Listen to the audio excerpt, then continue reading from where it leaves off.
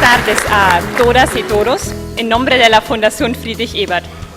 Es casi una costumbre iniciar una actividad diciendo que la misma es muy importante, extraordinaria o histórica. Permítanme decirles que en este caso es así, y lo es por menos 3 razones. La primera razón no necesita muchas explicaciones.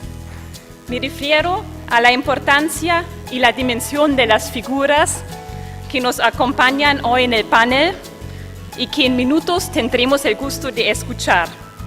El expresidente de Brasil, Luiz Inácio Lula da Silva, el secretario general de la Confederación Sindical de las Américas, Víctor Báez, y el presidente de Uruguay, José Mujica. Bien, estamos entrando en el libreto que refiere a un tema clave de la discusión democrática, que es el poder. Pero después de 10 años de crecimiento económico, con ciclo progresista, con baja de la pobreza, con baja de la indigencia, en algunos países de América Latina con baja también de la desigualdad en el ingreso, América Latina sigue teniendo la mancha oprobiosa de ser el continente más desigual del planeta. Presidente Lula, su vida, su trayectoria refiere muy claramente al tema de la desigualdad, recoge muy claramente la impugnación de la desigualdad. ¿Cuál le parece es el libreto para esta nueva etapa, para que América Latina deje de tener esa marca oprobiosa de ser el continente más desigual del planeta? Primeiro, o de continuar elegendo governantes comprometidos com os interesses da maioria do povo pobre do nosso continente. O segundo, continuar elegendo governantes que venham fazendo as políticas que estão fazendo hoje. Eu queria te dar um dado aqui importante, porque eu acho que ele demonstra um pouco o que aconteceu na América Latina. Tendo consciência de que a gente não consegue mudar em 10 anos os desmandos de 500 anos.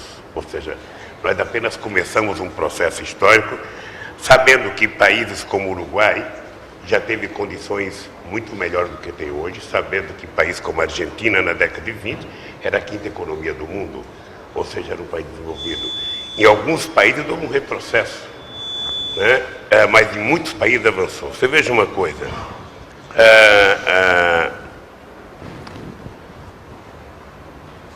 a transferência, os investimentos sociais dos governos em educação, saúde e seguridade, transferência de renda na América Latina passaram de 11,2% para 18,6% do PIB.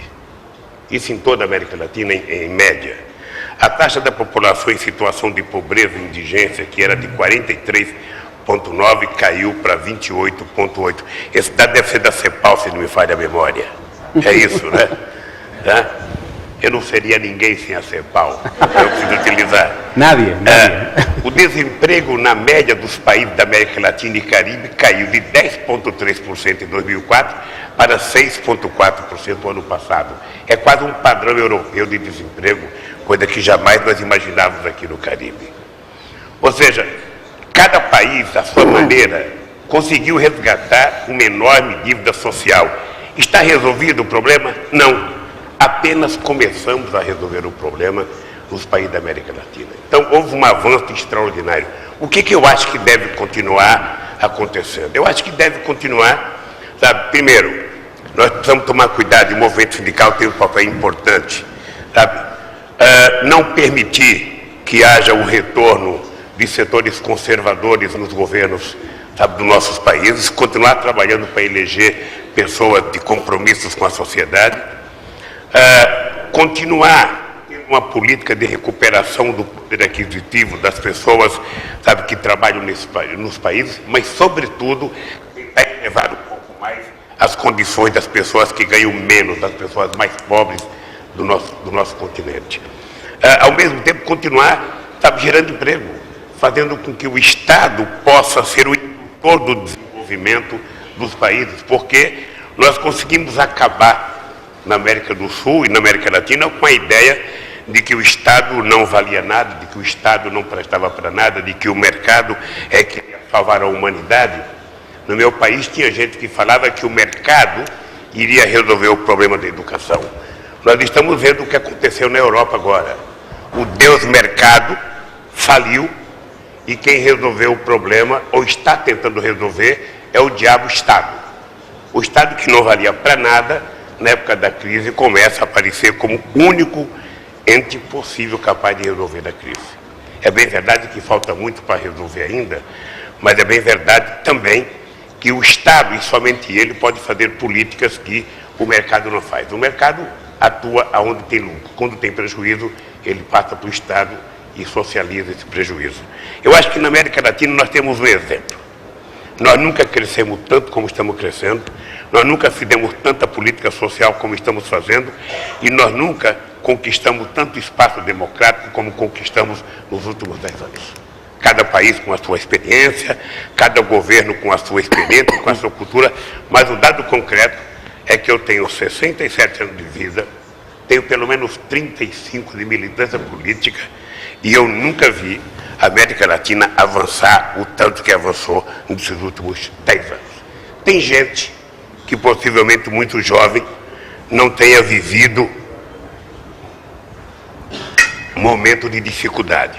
Ou seja, não foi pouca coisa o que nós conseguimos fazer na América Latina. Fizemos tudo? Não. Fizemos ainda muito pouco diante do que nós temos que fazer.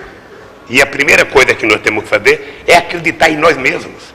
Eu, às vezes, acho absurdo ter uma crise entre nós e, ao invés de nós resolvermos entre nós, alguém vai para a corte de Haia, alguém vai para o rei da Espanha, alguém vai para a OEA, quando a gente poderia resolver entre nós os problemas, criar instituições nossas para resolver o nosso problema. Ainda falta criar confiança entre nós para a gente poder ficar um continente maduro, senhor da razão e dono da nossa responsabilidade.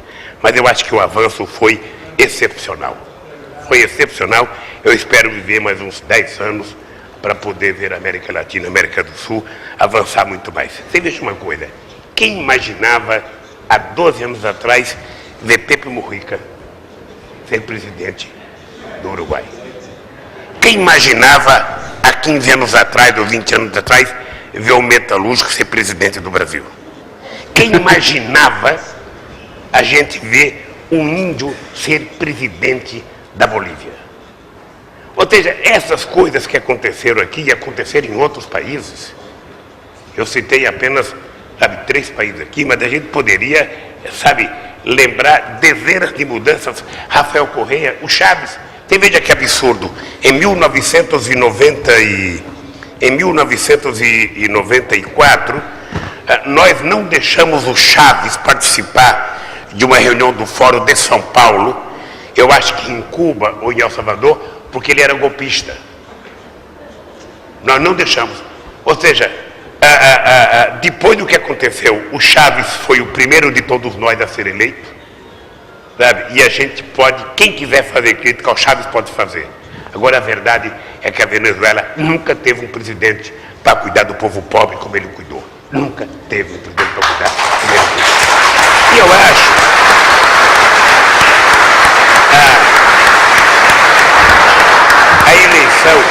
a eleição de Tabaré aqui foi um avanço extraordinário. Sabe assim, a eleição do Nicanor no Paraguai já foi um avanço. A eleição do Lugo, nem pensar. E o fato de ter acontecido com o Lugo o que aconteceu, nos mostra a necessidade de criar instituições fortes. Criar sindicato forte, criar partido político forte, criar movimento sindical forte. Porque é a única chance que nós temos de fazer com que continue avançando a sociedade democrática no nosso continente.